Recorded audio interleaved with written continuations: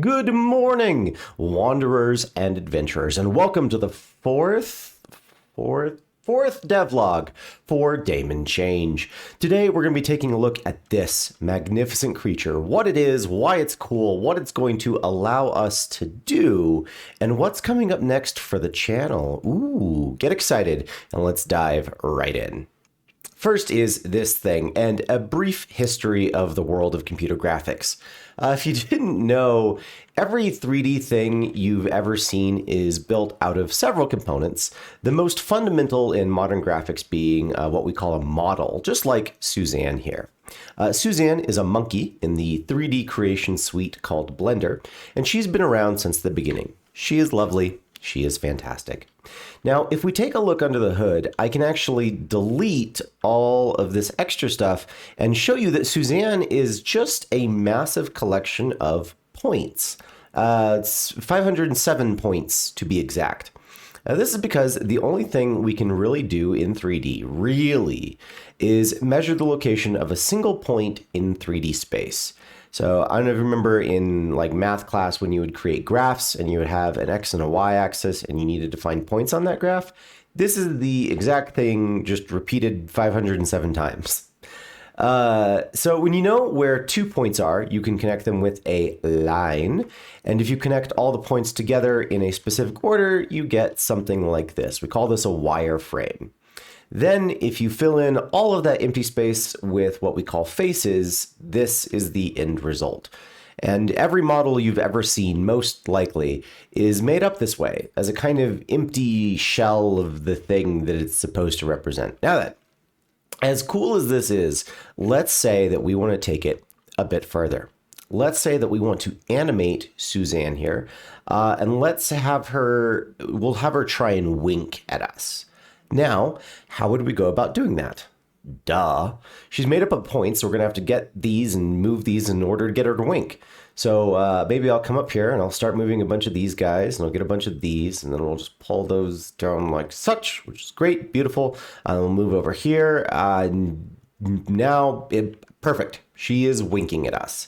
Now I just need to go back in and then reselect all of those points that I moved, and I need to move them back to the exact location they were before without making any mistakes, so that she looks like her beautiful, radiant self that we've always known and loved. And yep, there. She's perfect. Now, you can imagine that moving 507 points by hand each time you wanted to have something move is just an impossible task. And frankly, it is, actually. You can't animate like this. Doing it this way would literally kill you, and I literally mean literally. It would kill you. You would die. It would take way too long. You would need 5 million years in order to animate anything. What's more, modern models have way more than 500 points in them. Like, some modern 3D models can have millions of points in them. So what do? Well, a long time ago, some very, very smart people hit on the idea that instead of moving the points one at a time, we should move them in groups, and those groups should be based on controls that an animator can use. So here we have these things called bones, and just like the weird rigid things you and I have in our bodies, they look kind of like this. You take bones and you move them around so that they're positioned how you want. And I'll take a moment here and give her a bone for her head and one for her brow.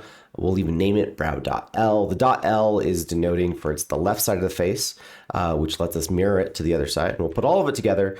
Now, if I take her eyebrow bone, which isn't really a thing per se, and move it so that she can wink, hooray! It's much smoother and much nicer than my first attempt, and something is at least happening, even if it is the stuff of nightmares.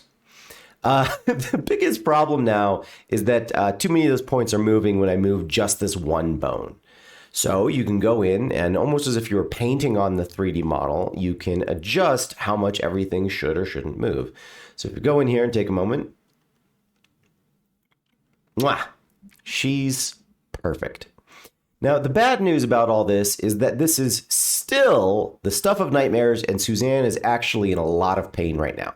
The good news, though, is that if you rip a 3D model out of Unreal Engine 5 and then spend 2 weeks doing the exact things I just showed you to the best of your abilities, you'll end up with this instead.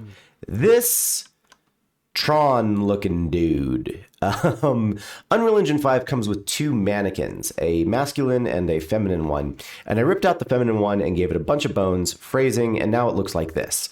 I went with the feminine model instead of the masculine one because Epic Games, the company that makes Unreal, they love giving their masculine model these absolute dumpster truck beefcake necks that I just hate.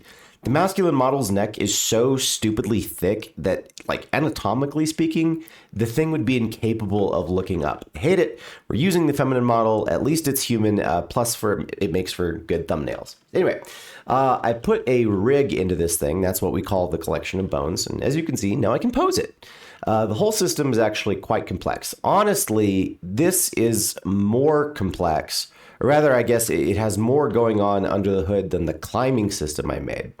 So I'm very slow when it comes to rigs. It takes me a long time, but there's a lot that it can do. For anyone who knows what this means, it has FK, IK switches, roll controls for the foot, automated controls for the hand, stretchy limbs, adjustment bones, all the good stuff. And this is it. This is the devlog for the week. I have made this thing and it works. So now then, the real fun part is, what does this let us do exactly? Well, now, first of all, I can begin the process of making animations and then feeding those animations back into Daemon Change. With a little bit of luck, the next time you see the game, you will no longer be a little pill bug, but this magnificent creature as they run, jump, climb, attack, do a whole bunch of stuff. Which is also a fantastic segue into a bunch of updates and to tell you guys about the channel, what I'm doing, and so forth. So stay tuned because it affects you. First thing, I'm no longer going to be uploading videos like I have been every Monday. It's too much work for too little payoff and eats up way too much time that I would need to spend working on the things that will actually go into the game. It's the reason why this video is late. Instead, the new schedule will be something like this. Every other week, I'm going to upload a devlog as you've been accustomed to. This part is going to stay the same. However, every Monday and Friday, that's twice a week, starting this Friday, I'm going to upload a YouTube short that's going to replace the 8-bit tips. So now tutorials don't take 4 more continuous days of writing, recording, creating, editing, and posting, but instead 60 seconds or less. Hooray! I will still be making long-form tutorials, though. I really enjoyed that. I really enjoyed the deep dive I did last week, and I want to make some really nice tutorials that can teach you clearly without being a waste of time and effort. The two facets of this are that, number one, the tutorials will not be coming out on a fixed schedule. That way I can make them more at my leisure without impacting the time I spend on development. And number two, tutorials will be available in full to patrons specifically. So segue again, then, this rig is available now on Patreon. This is a fully outfitted rig that I'll be adding to over time, and it's the first professional level thing I've created. It's meant to be good, it's meant to be used as a final product, and it's likely that the first set of tutorials I'll be making will be about how to use this rig to animate a basic walk cycle.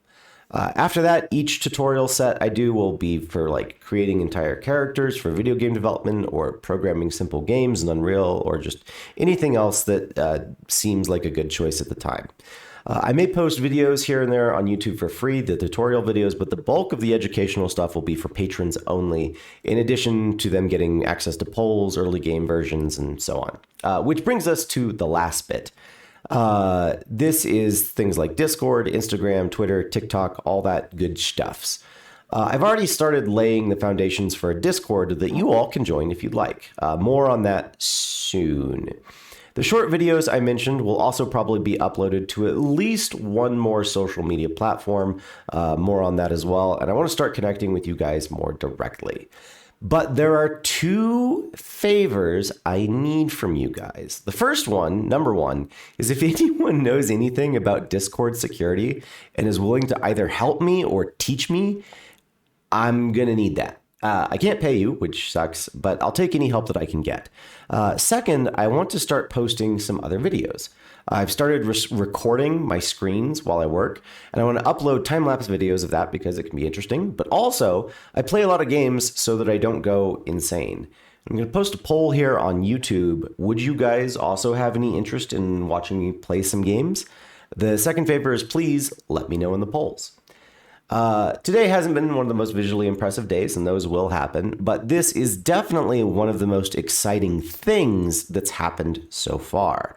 With this rig, I can start adding in some much needed viscerality to the game, as well as introduced hitboxes and hurtboxes, so the game can start having stuff that you do as opposed to just running around.